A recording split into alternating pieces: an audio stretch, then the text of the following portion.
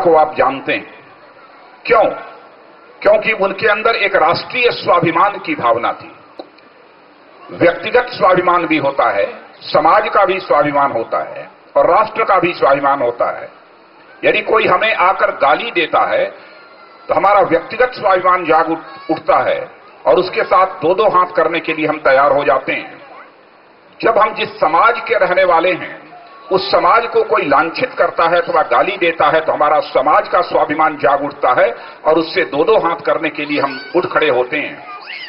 उसी तरह हमारे देश की सीमाओं पर यदि विदेशी ताकतें आंख उठाकर देखने की कोशिश करती हैं तो उस समय जो हमारा स्वाभिमान जागृत होता है वह राष्ट्रीय स्वाभिमान जागृत होता है और सारा देश एकजुट होकर विदेशी ताकतों का मुकाबला करने के लिए खड़ा हो जाता है। तो मनुष्य के हृदय की सबसे बलवती भावना मान सम्मान स्वाभिमान की होती है। तो तन के सुख के लिए धन धान चाहिए, मन के सुख के लिए मान सम्मान स्वाभिमान चाहिए। तो बुद्धि, कोई ये कहे हमें धन मिल गया, सम्मान मिल गया, इसलिए हमें बुद्धि का भी सुख प्राप्त हो जाएगा, यह कभी संभव नहीं है। आपने आर्किमिडीज प्रिंसिपल पढ़ा होगा। आर्किमिडीज का सिद्धांत पढ़ा है कि नहीं? पढ़ा है। याद है कि टब में जिस समय आर्किमिडीज स्नान करते समय बैठा और टब का पानी जब बाहर निकला तो यूरेका यूरेका यूरेका बोलते हुए पागल की तरह वह दौड़ने लगा।